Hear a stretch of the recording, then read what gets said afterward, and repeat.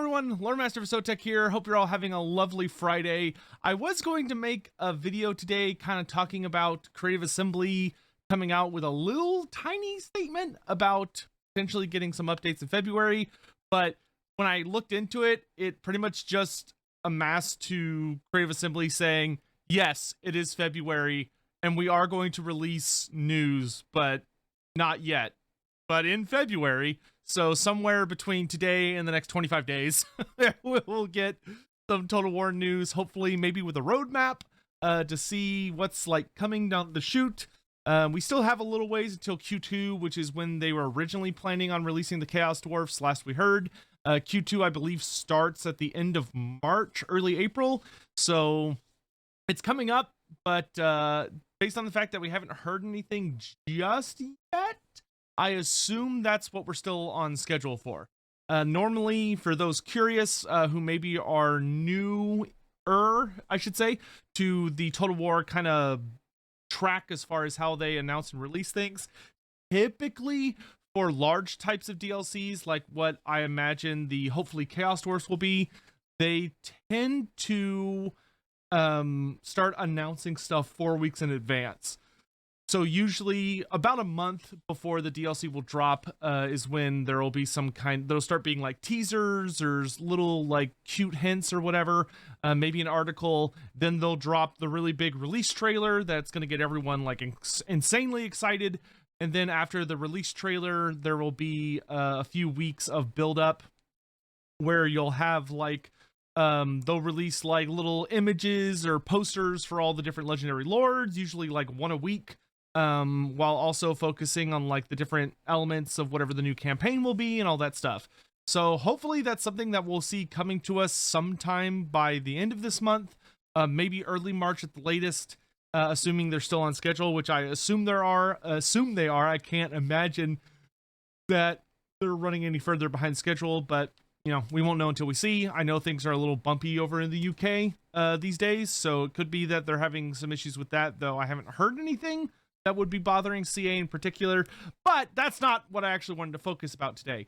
So because that kind of ended up being a nothing burger, so to speak, because it's mostly just the subreddit or the Discord just, you know, slapping each other silly about stuff, I decided I don't want to bother with that. So instead, I'm going to talk about, there is a feature that I would really like to see added into Total War Warhammer 3 that wouldn't be a big deal. Like, it's not like a huge overhaul feature. It's something that doesn't require me to like bother a lot of people to like get this video heavily edited or anything. It's something I can just talk about and really kind of bounce off the idea. And that is, I would really want to push CA to give us the Watchtowers in Northern Naggoroth.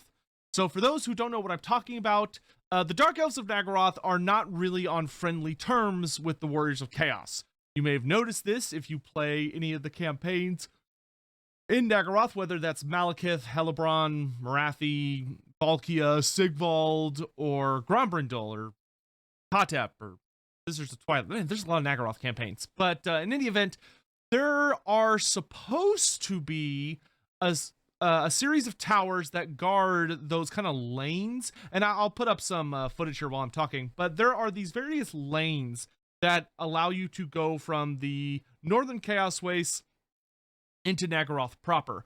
And as you can actually see on the campaign map that there are a series of Dark Elf constructions, so Dark Elf watchtowers, that are also connected to like these great walls that make it very that look as though they should make it very difficult for anyone to enter into Naggoroth proper, which is true. Generally speaking, in the lore, the watchtowers almost operate more as sentry posts.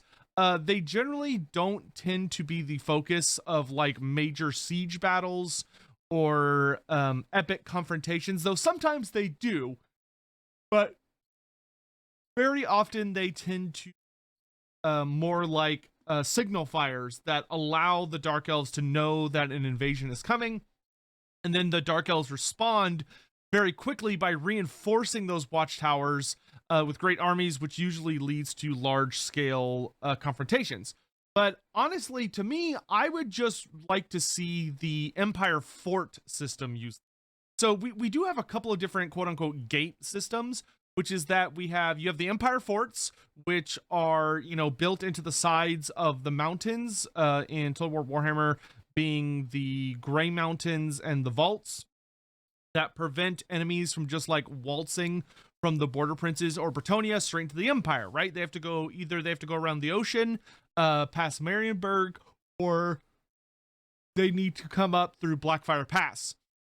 But there are ways to get around them. You can use like the underway stance or teleport stance if you have any of those, and you can easily bypass them. Meanwhile, in Cathay, we have the Great Bastion. The Great Bastion is a more sophisticated system where you cannot pass through it or around it by any means unless you go way over the mountains. You basically have to find a way to cross over the mountains of Morn, navigate your way through the mountains, and then jump into Cathay. But there's no way to get past the Great Bastion without fighting it, and either sacking it or tearing it down, razing it or occupying it. So in the High Elf Gates, which we have in Ulthuan, which protect the inner kingdoms from the outer kingdoms, those function very similar to the Great Bastion, where there is really no functional way around them unless you fight your way through them, or you take the ocean route and sail through Lothern into the Inner Sea. However, though I think teleport stance would actually work in Ulthuan, I know you cannot underway stance, which I always thought was actually extremely clever that CA disabled underway stance in Ulthuan, because there is like Ulthuan, unlike the rest of the world, is not connected to like the Earth's proper crust. It is a floating island, so there are not a bunch of underground tunnels that allow you to just go wherever you want on the island. It doesn't have that system. So I always felt that was actually a very clever implementation. But in any event, I think the Dark Elf Watchtower should be like the Empire Gate system, where they are a series of very large towers that are unique settlements that you occupy them. You can build them up to tier 5. They don't really have any other buildings in them. Maybe we could add like a single slot or whatever. I can't remember how the Empire forts are working these days as far as if they have bonus buildings or not. I think it's just the fort building. And I think the Watchtower should be relatively simple. Like, they're not cities. They're not places where Dark Elves live. They're not places where they tend to invest more than just having a really powerful garrison. Because I do think, especially if you're playing as the Dark Elves, it helps your northern border feel much more like it's properly defended.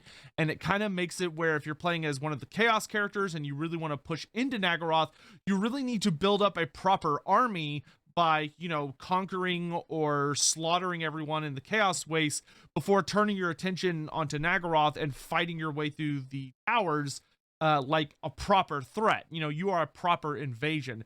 Because we do have stories that are about the invasions of the towers. A great example is Archaon the Everchosen. Archaon actually had to fight a really big battle at one of the Dark Elf towers when he was heading to the Altar of Ultimate Darkness.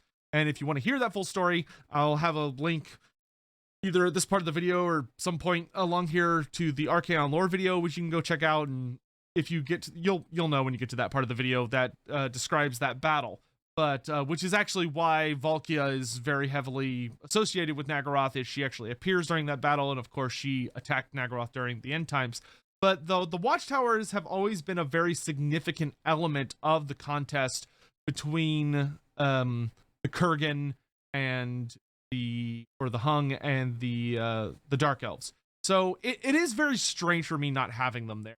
And it's something that I really hope we can see put into the game that allows Naggoroth to just feel like a little bit more better defended from certain kinds of threats, adds a little bit more excitement, especially to those early Chaos campaigns, and really gives you something like, okay, I can secure this territory, and that kind of makes the heartland of Naggoroth, those lands around Naggorond, the capital city, feel far more defensible and less exposed, especially when you're trying to get those full provinces and you're building up an economy with the Dark Elves and you're really trying to get things up and off the ground.